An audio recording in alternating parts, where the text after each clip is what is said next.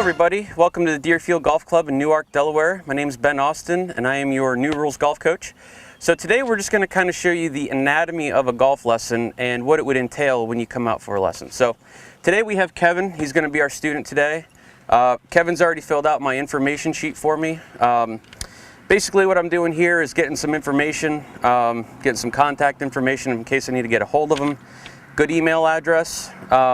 I always like a good email address for my students because I tend to take video when I give lessons, and that way I can email them the video. Some of the other questions I'll ask in my information here is if they've taken lessons before, and if so, where have they taken lessons and what did they learn? Main reason for taking a lesson, typically it's for overall improvement. A lot of times people want more consistency, more distance. You know, they're just looking to get better in general, and what you'll find is that when you try to do it on your own, it's very difficult. So luckily for me, that's why I have a job, and I can help you guys get to where you want your goals to be. So the only question I haven't asked here is, do you have any injuries or medical issues that would affect your golf swing? No, not at all. Okay, so that's an important one for me because typically in golf, you're using a lot of different muscles, joints, and so on. So if something affects you, I need to know so that I don't have you work on something that's going to injure you further. So what we're going to do today is one of our goals for today's lesson is to work on some fundamentals. So I'm going to do a little bit of a lesson here with Kevin, and we're going to show you some before and after. And then after that, I'm going to show you the video tip that you're going to work on for this month.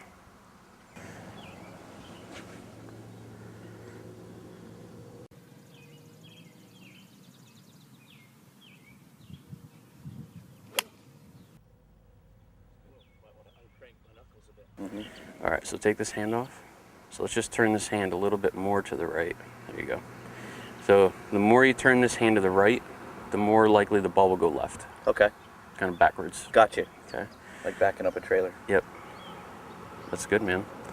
So if you look down without moving your head, you should hopefully be able to see at least two knuckles there. Let go of the club and hold it like this. Okay, and just kind of stand straight up and down. And put the club right below your belt buckle. So what you're going to do now is bend your knees a little bit, and then feel like you're going to kind of push your hips back.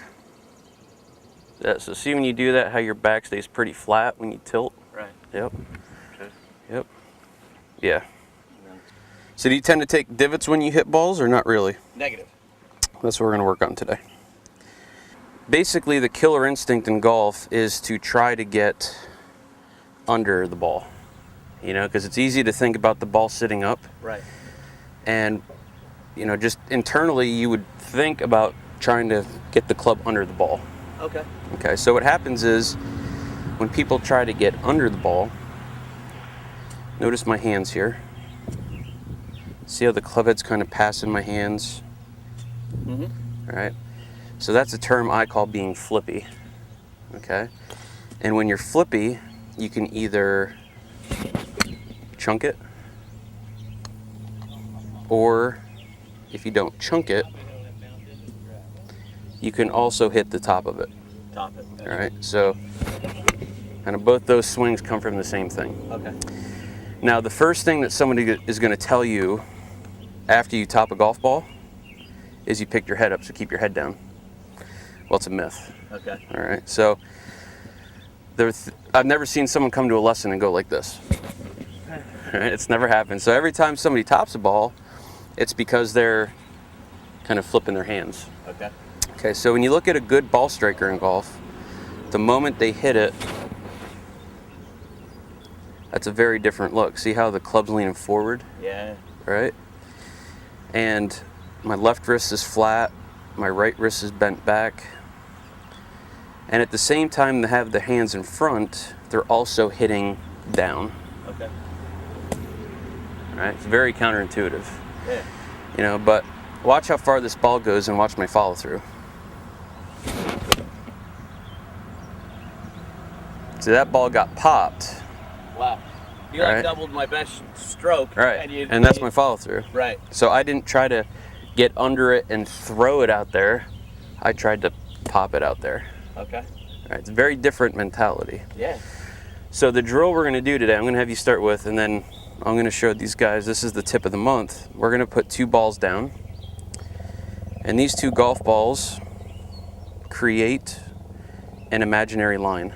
Okay. Okay, so what you're going to do is put your club on the line, put that line right in the middle of your feet, and what you're trying to do here is get a divot that starts right on the line.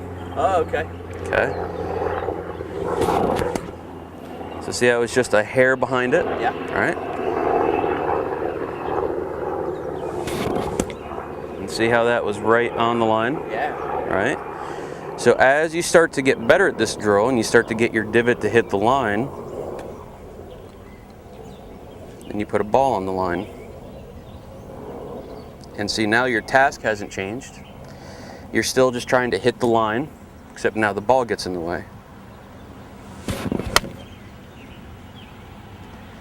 All right, and that's how you strike a golf ball solid. Very different from trying to get under it. Ooh. That's all right, but see, that was good. You got your divot past the line. Behind the line. Behind the line. So let's let it follow through a little bit more. Okay. This is like feeling very odd. Usually is. There you go. So do that again and hold your finish, okay? Good. It's right there. So see these hands? So that's a flip. And that's a strike. So see how this wrist is still bent back? Yeah. As opposed to that? Right. Yeah. Yeah, yeah. And you just said that to me too. Yep. So that guy can't break 100, and that guy shoots in the 70s. Okay. Yeah. So that's the difference right there. All right. But you think about how many times you've done it the other way. You know what I mean? That was better. Good. Much better, much better.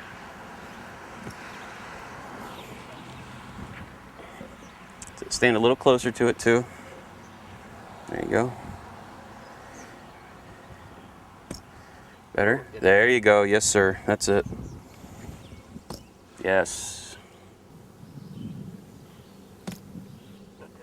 It's all right. That's a lot better.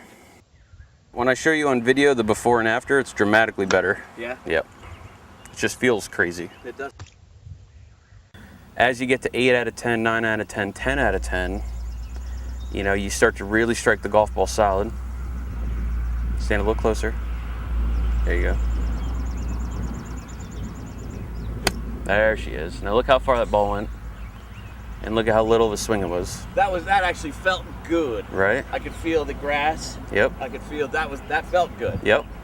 All right, so as you can see, that line drill is a very good tip for you to work on. So the better you get at hitting that line, the more solid shots you're going to hit. Now as a teacher, you know, I see multiple people every day, and the biggest thing that I notice is clubs that are not fit properly. So way too many times do I see clubs that are too short for people, too long for people, too flat, too upright, and a lot of that is going to cause the ball to do things that you don't want it to do. So it's very important to make sure you have the right fit for your clubs so that when you hit a shot, if it goes offline, you know it's you and not the club. So we have a great fitting bag here. So one thing Kevin and I would eventually go through is a fitting, and we'd want to make sure we get the right head for his iron. You know, we have a bunch of different shafts that we could have Kevin go through till we find the right flex, the right weight. We have a little tool here where you can just pop the head off, have him keep trying things until we get the right combination down for Kevin's swing. And Kevin being a little bit taller, you know, him and I are going to have totally different club specifications. You know, so my clubs are 1/2 inch short and 2 degrees flat. His swing's going to be very opposite of that. So if you haven't been fit for some irons, definitely want you to be aware of the fact that you could be missing out on distance and direction because your irons are not fit properly. So very good lesson today. Thank you. Got some good stuff to work on, and I think as Kevin starts to find out he gets better at that line drill, so is his golf game. So work on that, and we'll see you guys next month.